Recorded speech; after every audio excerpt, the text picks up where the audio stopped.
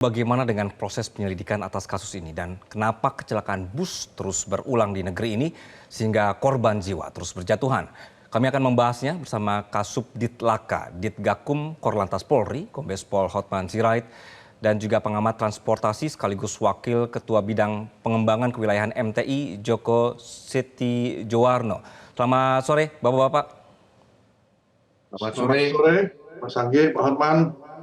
Ya, baik. Saya akan ke Pak Hotman terlebih dahulu. Jadi Pak, untuk saat ini hasil olah TKP ini yang beredar adalah bahwa bus juga tidak sempat mengerem gitu ya. Memang begitu, Pak? Ya, baik. Untuk pertama-tama kami dari kepolisian menyampaikan duka cita atas peristiwa ini. Semoga almarhum semua diterima di sisi Allah Subhanahu Wa Taala dan keluarga yang ditinggalkan mendapatkan kekuatan, tabahan, serta yang masih dalam perawatan bisa kembali cepat sembuh. Perlu kami sampaikan terkait dengan olah TKP hari ini dari tim Traffic Accident Analysis dari Polres, di backup oleh Ditlantas Polda Jawa Barat, dan dari Korlantas pun melakukan asistensi tadi, Pak Korlantas juga ke TKP, itu tidak ditemukan sama sekali bekas rem dari kendaraan bus. Kalaupun ada yang bekas hitam, itu adalah drifting karena bukan pengereman, tapi karena tekanan mobil itu ke kanan, sehingga ada tekanan di ban sebelah kanan itu meninggalkan bekas hitam. Tapi sama sekali itu bukan bekas rem, hanya sedikit sekali seperti itu. Jadi itu yang pertama ditemukan di TKP, tidak ditemukan sama sekali bekas rem, gitu Mas. Baik, baik. Untuk PO-nya sendiri seperti apa Pak? Sudah ada pemeriksaan? PO-nya sudah kita hubungi, dan dari dokumen-dokumen yang ada memang ada yang perlu dicermati lebih dalam dan melibatkan stakeholder lainnya juga terkait dengan kelayakan jalan.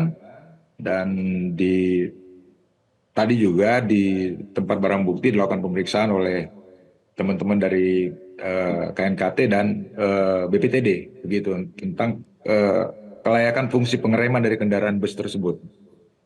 Hasilnya kita masih menunggu, begitu. Masih menunggu ya. Saya akan coba ke Pak Joko. Ya. Pak Joko, ini ada dugaan bahwa busnya dirombak bodinya, deknya, sehingga membuat sasis ini tidak kuat dan bisa saja berdampak pada rem gitu. Kalaupun nih misalnya sasisnya kuat, tapi bagaimana dengan mesin dan kemampuan remnya gini? Apakah mengimbangi? Nah ini kenapa bisa bobol, Pak Joko? Ya, saya kira nanti kalau yang lebih detail seperti itu kita tunggu dari KNKT ya. Kita belum bisa menduga-duga, nanti ini KNKT akan lebih detail lagi. Namun saya akan memberikan informasi kalau kecelakaan kita itu kan penyebabnya hanya dua sebenarnya sebagian besar ya. Kalau nggak sopirnya ngantuk ya remnya blong, itu aja. Hal-hal lainnya kecil lah. Artinya itu yang sering terjadi dan itu kejadiannya mesti di atas jam 12. Saya coba telusuri PO bus ini seperti apa sebenarnya. Ternyata dia itu buatannya 2006. 2006 berada di Jawa Tengah, kemungkinannya itu pernah digunakan bis AKDP. Jadi kalau lihat usianya sudah 18 tahun gitu kan. Nah, kalau ditanya berikutnya, kira-kira layaknya berapa tahun ya? Kita melihatnya ya dari kirnya saja. Kir itu tiap 6 bulan. Dari setiap 6 bulan itu akan ketahuan kira-kira masih layak atau tidak. Cuman kir ini juga disangsikan juga kirnya beneran atau kir titipan. Okay. Itu yang masih ada terjadi di Indonesia. Kita tidak usah menutupi itu bisa terjadi gitu ya. Tapi ini nampaknya kirnya terakhir itu nggak salah 6 Juni 2023, berarti harusnya kemarin ya, 6 Desember 2023. Itu yang kami telusuri. Jadi rata-rata bis-bis pariwisata itu ya tidak semuanya ya. Sebagian kalau kecelakaan seperti ini itu bekas bis reguler, entah AKAP atau AKDP yang sudah beroperasi 5-7 tahun, kemudian dibeli oleh perusahaan lain menjadi bis pariwisata atau digunakan bis karyawan, biasanya gitu. Karena kalau pariwisata karyawan kan tidak tiap hari sehingga masih dimungkinkan. Tapi apakah itu boleh atau tidak? Nah, pemeriksaannya kir itu setiap 6 bulan. Namun di sela-sela itu juga ada namanya perusahaan itu harus punya sistem manajemen keselamatan SMK. Nah, inilah yang SMK kita itu belum sempurna seluruhnya perusahaan itu memilikinya. Memang ini baru proses 2019, namun karena pandemi tertunda, ini baru dimulai. Saya kira bis pariwisata itu jumlahnya itu 16 ribuan. 16 ribu itu yang berizin baru sekitar 10 ribuan. Jadi 6 ribu itu lihat tidak berizin. Mungkin yang murah-murah tadi tawarannya. Pak Nah, Joko, masyarakat ya. kita itu jadi yang murah-murah itu. Tapi kan murah bisa berangkat, nggak bisa pulang. Nah, ini yang jadi persoalan. Baik, Makanya Pak Joko, kalau seperti ini tapi nggak berulang, instansinya, harus ada tindakan tertentu juga. Nah, ya. kalau enggak ini saya yakin nanti berulang hal yang sama juga akan terjadi, tinggal tempatnya di mana. Gitu. Oke, kalau ketika KIR ini bermasalah seperti ini, seharusnya instansinya siapa yang tanggung jawab, Pak Joko? KIR itu kan proaktif dari perusahaan ya. Berarti ini kan bukan kesalahan pengemudinya, perusahaannya yang harus bertanggung jawab. Nah, dilihat usahanya PO-nya siapa yang sekarang pemiliknya. Lempar-lemparan sering terjadi seperti itu. Gitu. Bahkan sekarang itu ada, kalau saya tidak salah ini juga di Undang-Undang Hak Cipta Kerja itu melemahkan posisinya juga ini seperti ini.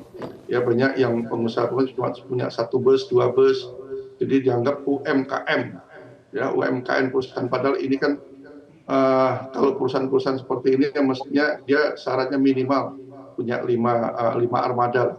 Tujuannya untuk keberlanjutan dan juga untuk keselamatan juga gitu ya. Nah, ini yang sebenarnya harus ditelusuri lebih mendalam. Jadi tidak hanya berhenti pada pengemudi yang sering kami lihat, yang akhirnya terus berulang lagi seperti ini.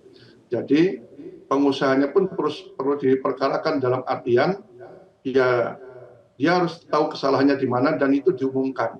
Ya kalau nggak diumumkan ya seperti ini, dan dampaknya apa sekarang? Cari sopir yang bagus itu susah. Sekarang Indonesia itu krisis supir loh. Nah ini yang Pak dampaknya. Joko, izin saya potong. Ya. Jadi menurut Anda instansinya seharusnya yang bertanggung jawab atau yang memantau ketika mobil atau bus bermasalah seperti ini tapi tetap jalan, itu siapa? Kalau KIR itu maaf ya, kalau KIR itu di pemerintah daerah, di Pemda, ya Dinas Perhubungan Kabupaten maupun Kota, gitu dia. Nah, kalau SMK itu di Direktorat Jenderal Perhubungan Darat. Namun ini belum semua perusahaan angkutan bus ada sistem manajemen keselamatan. Ini masih proses ya, pengayangan 16.000 armada itu kan ya. Harus satu persatu. Saya ke Pak Hotman. Pak Hotman, data dari Pak Joko tadi 16.000 bus pariwisata aja ya baru. Kemudian bagaimana polisi ini juga menangani KIR-KIR titipan tadi, Pak? Ya tentu kalau tadi dipertanyakan tentang subjek hukumnya, tadi hari ini setelah dilakukan olah TKP, kita menaikkan ke tingkat penyidikan ya, dari penyelidikan untuk menentukan siapa tersangka. Tersangka dalam kasus ini bisa lebih dari 1. Supir ada kelalaian, tetapi juga pengusaha juga bisa dihadapkan untuk pertanggungjawaban hukum atas kejadian tersebut. Semisalnya kendaraan tersebut tidak layak jalan, tetapi dipaksakan juga untuk diperintahkan untuk si supir mengoperasionalkan seperti itu. Tentu ini nanti akan penyidik dari Polda Jabar akan mendalami seperti itu nantinya. Oke, Pak Hotman, melihat kondisi seperti ini, bisakah PO Bus ini berdalih atau berlindung remblong atau human error? Terkait dengan remblong ataupun yang lainnya, kegagalan teknis, itu kan nanti ada ahlinya ya untuk melakukan pemeriksaan secara berimbang, baik dari KNKT, dari BPTD juru riksa itu, atau juga dari APM merek tertentu itu.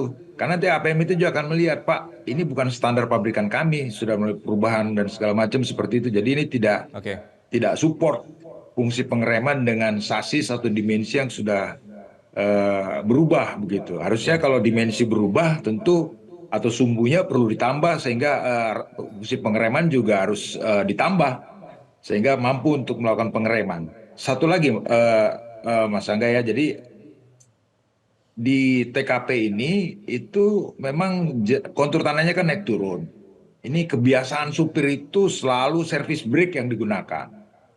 Dia tekan-tekan terus, jadi itu yang memicu terjadinya pemanasan ya, pemuaian di ruang tromol rem itu. Ini yang akhirnya mengakibatkan daya kompresi dari minyak rem itu berkurang. Itu yang dibilang orang remblong seperti itu. Jadi sebenarnya bisa dia untuk menggunakan engine brake dulu, pindah gigi seperti itu.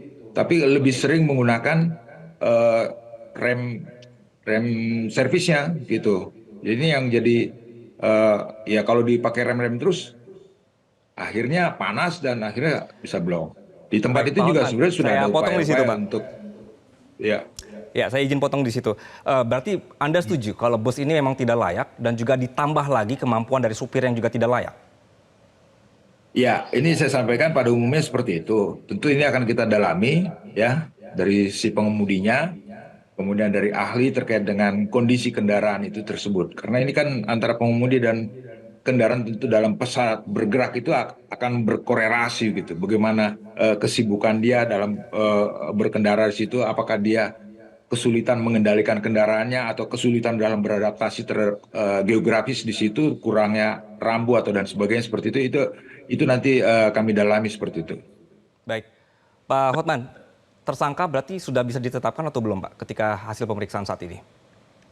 Ya, hari ini sore ini tadi Kasubdit Gakum Polda Jabar sudah menetapkan naik ke tahap penyidikan. Ya, kalau sudah tahap penyidikan tentu kita akan memanggil demi hukum pro justia kepada pihak-pihak gitu ya sebagai saksi, ahli dan lain-lainnya diperiksakan gitu untuk proses hukum. Nanti di situ baru kita lihat siapa sebenarnya yang mendominasi kelalaian terhadap peristiwa ini, siapa yang turut serta berkontribusi negatif terhadap peristiwa ini. Seperti itu. Baik, Di samping baik. itu juga Polda Jabar nanti akan melakukan FGD karena ini berulang kali ya terjadi di situ dengan daerah wisata yang cukup ramai. Sebenarnya bisa mengacu dari tanjakan yang sebelumnya, tanjakan Emen itu. Itu juga lumayan curam, 30 derajat atau 11% dia ya. Nah, itu tadinya 8 meter. Nah, pemerintah daerah itu kembangkan menjadi 12. Jadi 12 meter lebar. Jadi ada kesempatan bus itu mengambil bagian paling kiri seperti itu, paling pinggir seperti itu. Baik, baik. Kalau yang TKP ini kan hanya 6 sekian lah lebarnya. Jadi sangat berisiko untuk kendaraan-kendaraan besar, bus yang melintas itu dan kendaraan kecil lainnya, begitu. Baik. Jadi menurut Anda ini juga ada peran dari si sopirnya yang juga mungkin tidak kenal dengan medan dengan baik sehingga ini menambah poin-poin kecelakaan terjadi begitu ya. Tadi saya juga dapatkan poin ya dari Pak Joko bahwa ini harus menjadi perhatian kita. Kir titipan ini harus dibereskan begitu sehingga jangan sampai berulang. Namun Bapak-bapak karena durasi kita habis, saya mengucapkan terima kasih Ketua Bidang Pengembangan Wilayahan MTI ada Pak Joko dan juga Kombes Pol Hotman Sirait. Terima kasih atas waktu Anda di sore hari ini. Jelajahi cara baru mendapatkan informasi. Download Metro TV Extend sekarang.